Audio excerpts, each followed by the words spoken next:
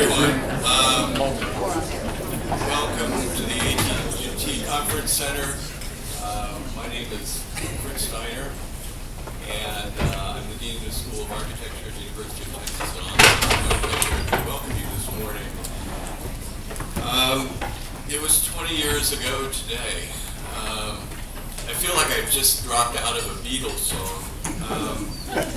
Only it wasn't exactly 20 years ago. It was 21, and it was April and not February.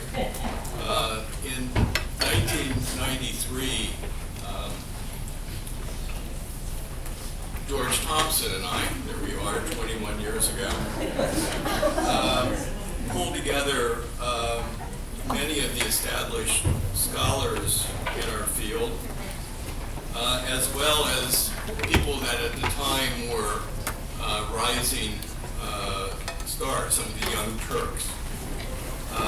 We did it, George and I, to mark the beginning of the landscape architecture program at Arizona State University.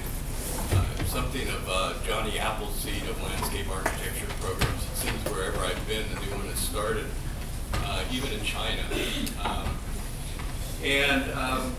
We received funding from the National Endowment for the Arts for that conference, and the goal of the conference was to produce a book, and that book became Ecological Design and Planning, which was published by Wiley in 1997.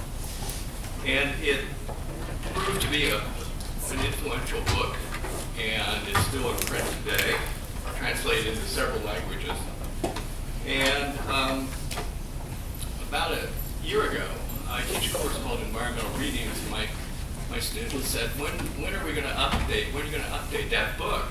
When are you going to do a new one? And so that's prompted me to call Armando Carbonell at the Lincoln Institute and ask the Lincoln Institute if they'd be interested. And Armando said yes, and especially if I'm involved and we can give it, we can broaden it and make it, not a repeat, but a re-examination of where we are today. And I think it's well known that half the world's population now lives in cities. We've become an urban planet. And the future of cities is arguably the most important topic of this 21st century.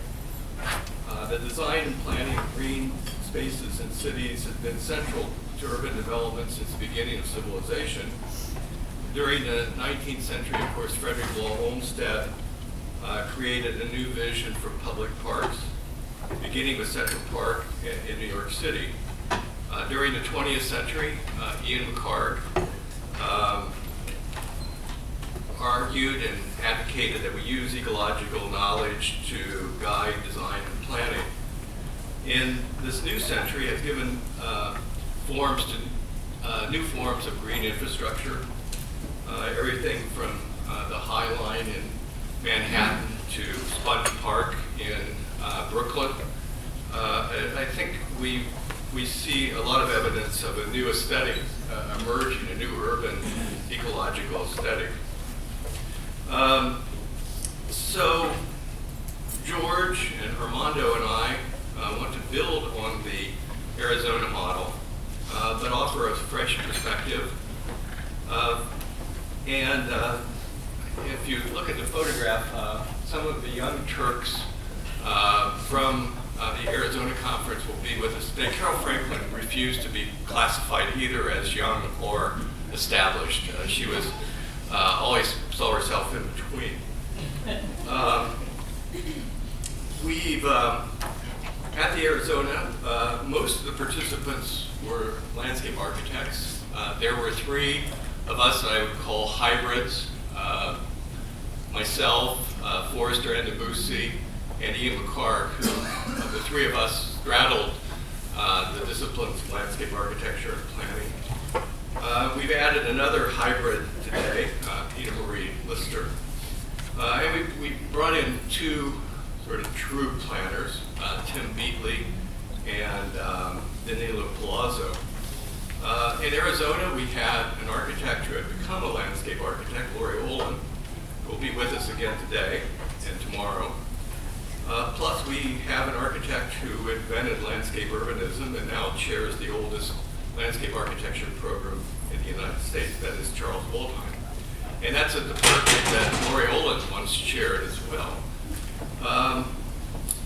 At Arizona, we had Ian McHarg, of course, who had been chair at Penn, and Jim Corner, who would be chair at Penn. And today, we have another former Penn chair, Ann Winston Byrne, as well as the current chair, Richard Weller. In Arizona, most of the participants were from the United States, with Meadow Vrome coming from the Netherlands, and Forrester and Debussy from Nigeria via Canada. This time around, we've added more voices from Canada, and in fact, one of our largest contingents outside of Texas is from Manitoba. Welcome, Manitobans.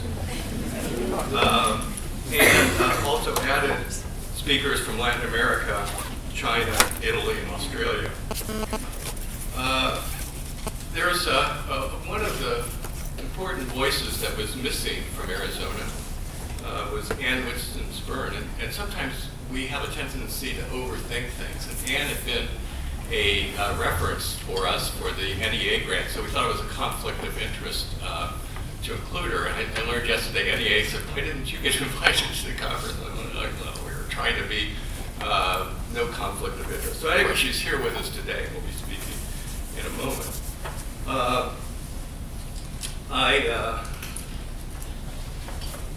There's a few housekeeping things I need to cover, and then I'll introduce our first speaker. Your name tag is your ticket back into the auditorium. If you have registered for tomorrow, you will receive another name tag. We will be on schedule all day. If you wish to see a particular speaker, please be in the room when they speak, because we're going to really try to be on time.